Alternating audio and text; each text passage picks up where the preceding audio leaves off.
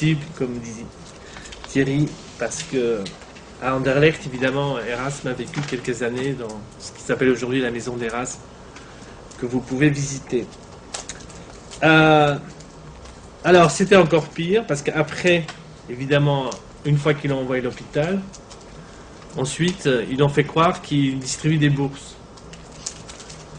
Parce qu'aujourd'hui, tout le monde connaît le programme Erasmus, et que si on veut avoir une bourse, on va appeler Erasmus au secours. Donc tout ça, c'est évidemment du dénigrement insupportable que nous combattons.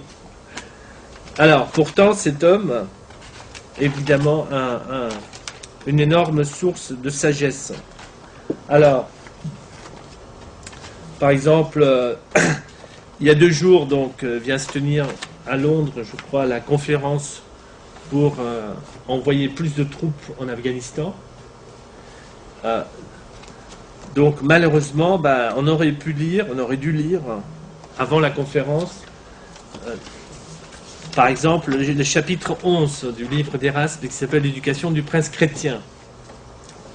C'est le dernier chapitre. Donc d'abord, Erasme discute dans son livre tout ce qu'un prince chrétien doit faire. Et dans le 11e chapitre, il y a quelques réflexions sur la guerre. Alors, je vais remplacer le mot prince par président, parce que ça montrerait parfaitement l'actualité de son conseil.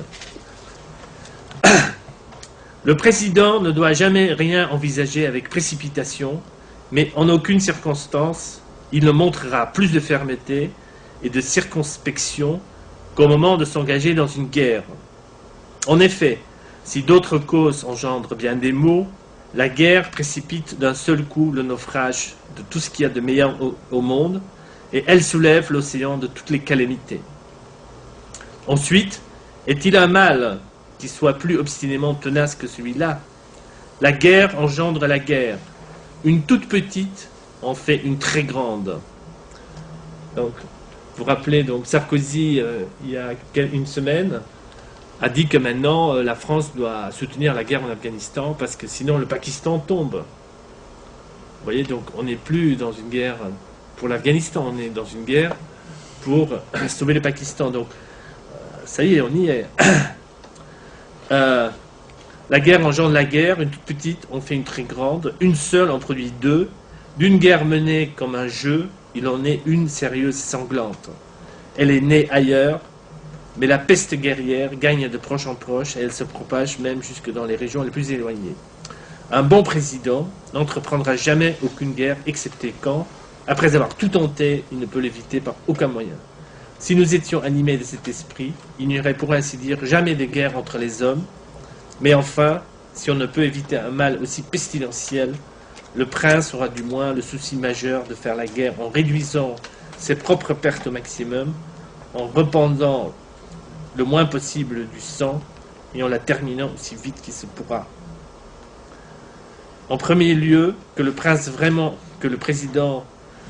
vrai président réfléchisse à la différence qu'il y a entre l'homme, créature née pour la paix et l'amitié, et les bêtes sauvages, nées pour la rapine et la guerre. Donc vous voyez que cette pensée est toujours d'une actualité absolument brûlante. Il y a aussi sur la guerre et la paix, donc l'adage numéro 3001, qui s'appelle Dulce bellum in expertis, c'est-à-dire doux est la guerre pour ceux qui l'ont jamais fait. Donc c'est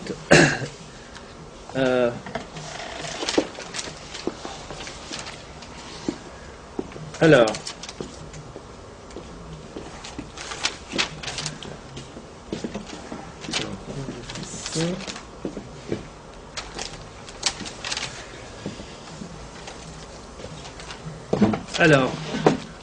donc ici, donc sur cette image,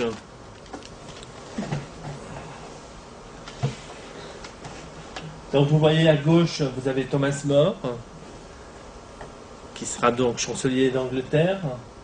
À droite, donc, vous avez un dessin fait par Dürer, qui a dessiné donc le portrait d'Erasme lors de son séjour à Anvers.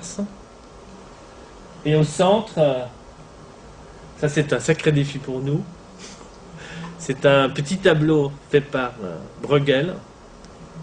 Donc, c'est quand même dans les années 1540, donc c'est après la mort d'Erasme. Alors, il peint Erasme en train de jeter les roses aux cochons. Et il s'interroge, il dit, moi Bruegel, je vois autour de moi, les gens se comportent comme des cochons. J'ai l'impression que toutes les belles idées, tout ce qu'Erasme a mis en avant, c'est comme on dit, la confiture au cochon. Voilà. Donc, c'est déjà une petite réflexion ironique sur cette question-là. Alors, pour comprendre, donc d'abord, ce qu'on va essayer de voir, c'est qu'est-ce qui a produit cette figure. Parce que bon, c'est un moment, donc il y a avant Erasme et après Erasme. C'est un moment où c'est quelqu'un qui a changé le cours de l'histoire. Mais ce qui nous intéresse pour l'instant, c'est de voir qu'est-ce qui a produit donc cette personne. Alors, Larouche a une très bonne idée. Larouche dit que pour comprendre l'histoire, il faut pas... Il y a une différence entre les chroniques, c'est-à-dire les gens qui font des chronologies, qui rapportent tous les jours, voilà, il y a telle chose qui s'est passée, et ce que Larouche appelle une dynamique historique. C'est-à-dire que les idées, comment les idées peuvent façonner l'histoire et surtout comment ces idées peuvent, par exemple, agir sur le long terme. Par exemple, aujourd'hui, vous voyez, par exemple, dans la révolte de la population américaine, vous voyez en fait des choses qui sont dans la culture américaine, quasiment au niveau inconscient ou préconscient, et qui, au moment de crise, vont ressortir et repartir, remonter à la surface. Donc l'arrivée d'Erasme, à mon avis, est le résultat de il y a deux concepts dynamiques. C'est le battement d'aile du papillon. Non. Non. Non, c'est pas mécanique. Ah. Et c'est surtout des idées qui agissent dans l'histoire. Alors, la première dynamique qui est en cours, qui va produire Erasme, c'est donc un renouveau spirituel organisé par un mouvement qu'on appelait à l'époque la dévotion moderne, qui est connu sous le nom des sœurs et des frères de la vie commune, plus tard appelée la congrégation de Windesheim. Je vais vous montrer le nom. Et donc ça, c'est les figures les plus importantes. Donc le dernier, là, Rodolphe Agricola, qui est le bonhomme là, avec le nez pointu, là, en bas. Ça, c'était un professeur, un enseignant direct, où Erasme a suivi donc les cours, et qui était pour Erasme, en fait, l'enseignant le plus fantastique qu'il a jamais eu, qu'il a jamais vu, et qui n'a jamais été dépassé à son goût. Alors ici, donc, nous sommes à Uccle, nous sommes entre Bruxelles et Rijnsburg, nous sommes dans la rue, dans le chaussée de Rijnsburg, ici. Alors, la première figure, donc, parce qu'une partie de cette histoire s'est jouée, en fait, ici dans la région de Bruxelles, par cette figure qu'on appelle un mystique flamand, qui s'appelle Jan van Rijnsburg, comme vous voyez là sur là-haut. Bon, c'est évidemment une représentation plus tardive. Alors, Rijnsburg, ça a été le chapelain de la Saint-Gudule, de la basilique Saint-Michel de Bruxelles, qui a déjà écrit une grande partie de son œuvre quand il était dans l'église officielle. Et à un moment donné, il voit une telle corruption dans le système économique, dans le système politique et religieux, qu'il dit, moi, je quitte. Et donc il part avec un groupe de gens, ils vont vivre à Rouge-Cloître, ici dans la forêt de Soigne. Il crée une espèce de communauté, les gens vivent simplement, et il continue donc à écrire, à enseigner. Donc ça, c'est quelqu'un qui était absolument visionnaire. Alors, ensuite, vous avez au même temps, donc, Geert Groot, qui est le fondateur officiel des Frères de la Vie Commune, avec Radewens, ces deux personnes-là. Alors, Groot, lui, il est dans la Friesland, Groningen et Deventer, Zwolle. Dans le nord des Pays-Bas, c'est un fils, quelqu'un assez riche, en fait, et qui donc, à un moment donné, entre dans une crise mystique, comme on dit. Mais lui, les formations, en fait, il était juriste. C'était quelqu'un d'extrêmement brillant dans les études. Il a fait des études à Paris. Il a été ailleurs en Allemagne faire des études.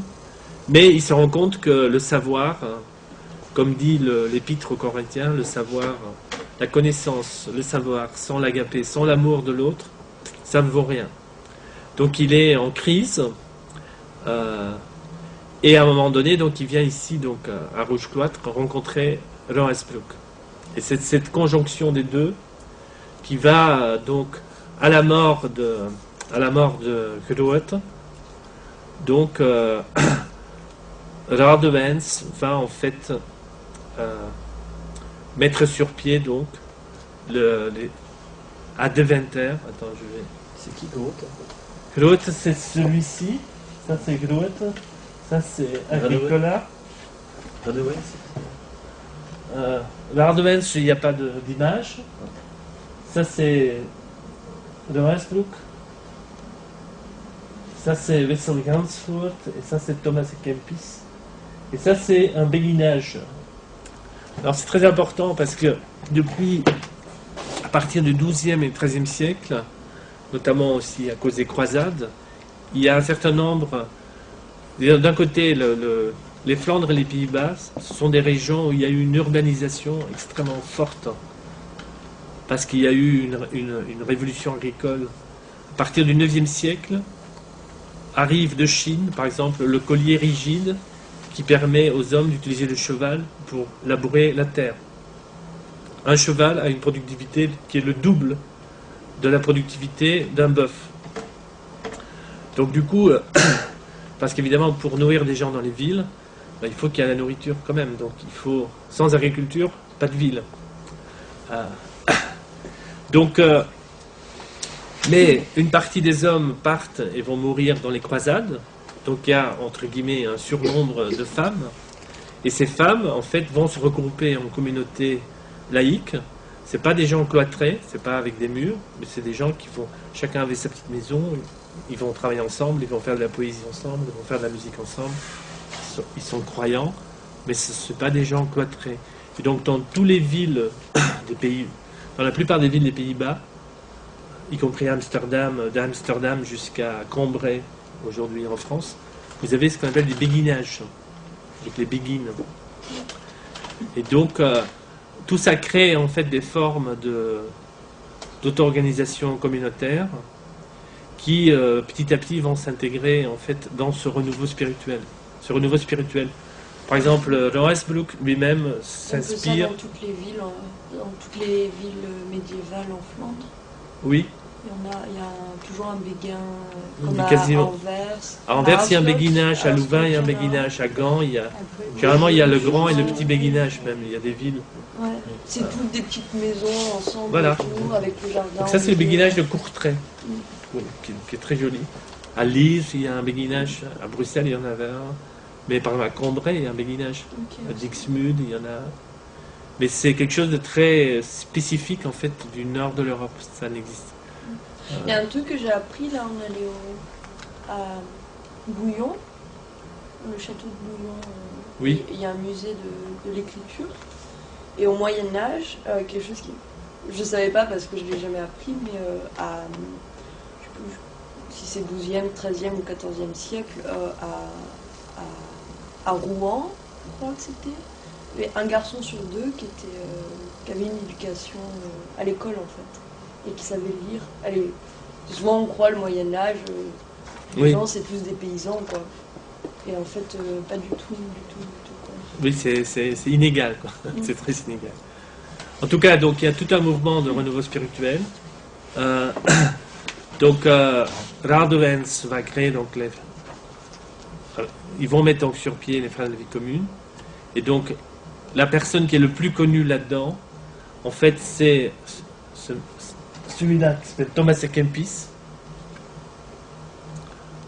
ou Van Kempen, selon, qui est l'auteur donc d'un petit traité qui s'appelle De Imitatione Christi, à l'imitation du Christ.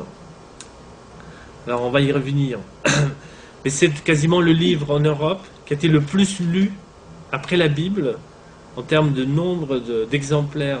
C'est le livre qui a été le plus lu dans l'histoire de la chrétienté européenne, après la Bible. C'est ce livre-là. Alors ensuite, puisque vous avez donc un renouveau spirituel, donc ça ne pouvait qu'attirer en fait des gens d'une certaine intégrité, mais aussi d'une certaine qualité. Donc ensuite vont arriver Wessel Gansfurt, qui est vraiment un lettré, donc c'est des gens qui connaissent le latin, qui connaissent déjà le grec, et qui vont souvent aussi même travailler l'hébreu, pour pouvoir travailler donc les textes de la Bible dans les originaux.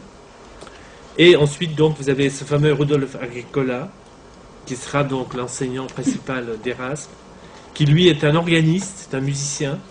Il fait toute une tournée d'Italie, c'était un des organistes les plus fameux en fait d'Europe. Il est en contact en Italie avec la cour de Ferrare, avec le duc Ercole d'Este, qui est une des familles qui a le plus en fait participé dans la Renaissance italienne. Et donc il y a ces ponts. Évidemment, avant il y a eu Pétrarque à la cour d'Avignon, qui a été un trait d'union entre ce qu'ont tenté de faire les franciscains du début en Italie, c'est-à-dire la Renaissance italienne de la Toscane, et Pétrarque qui sera un peu le trait d'union entre cette Renaissance du Sud et cette Renaissance du Nord, à travers la France. Et donc, Gansfurt et Agricola, ce que vous voyez en fait, si vous voyez l'évolution de ces personnes, c'est que là au début, c'est des gens qui ont une très grande piété, ils ont quelque chose presque très forte côté spirituel. Petit à petit, en fait, cette chose va s'enrichir, ils vont devenir vraiment des humanistes lettrés qui connaissent les lettres classiques et qui vont lancer la Renaissance, en fait. Donc ça sort, il y a cette transition, en fait, d'une pureté spirituelle, mais comment est-ce qu'on va la communiquer, comment est-ce qu'on va l'utiliser pour rendre le monde meilleur. Donc il y a l'abandon de l'idée que l'homme est mauvais, qu'il doit souffrir pour expier les péchés. On part en fait à l'idée que l'homme, même s'il a plein de problèmes, fondamentalement est bon, et que si on le travaille, si on le secoue, on peut faire enlever toute la boue qui l'empêche de fleurir, et on peut effectivement le faire et s'épanouir. Alors pour vous donner donc une idée de ce mouvement du début, donc avec Thomas à Kempis, l'imitation de Jésus-Christ, donc c'est encore très très lourd spirituellement, je dirais. Voilà, donc ça c'est parmi les. Alors bon, c'est une traduction de Lamennais. Je suis pas sûr que ce soit la meilleure, mais donc l'imitation de Jésus-Christ. Qu'il faut imiter Jésus-Christ et mépriser toutes les vanités du monde. Alors, je vous lis donc cet extrait. Vanité des vanités, tout n'est que vanité. Or, aimer Dieu et le servir lui seul. La souveraine sagesse est de tendre au royaume du ciel par le mépris du monde. Vanité donc d'amasser des richesses périssables et dispéronnelles. Vanité d'aspirer aux honneurs et de s'élever à ce qu'il y a de plus haut en termes de gloire terrestre, bien entendu. Vanité de suivre les désirs de la chair et de rechercher ce dont il faudra bientôt être rigoureusement puni. Vanité de souhaiter une longue vie et de ne pas se soucier de bien vivre. Ça, c'est assez actuel. Vanité de ne penser qu'à la vie présente et de ne pas prévoir ce qui la suivra. Vanité de s'attacher à ce qui se passe si vite et de ne pas se hâter vers la joie qui ne finit point. C'est drôle. Rappelez-vous souvent cette parole du sage. L'œil n'est pas rassasié de ce qu'il voit, ni l'oreille remplie de ce qu'elle entend. Appliquez-vous donc à détacher votre cœur de l'amour des choses visibles pour le porter tout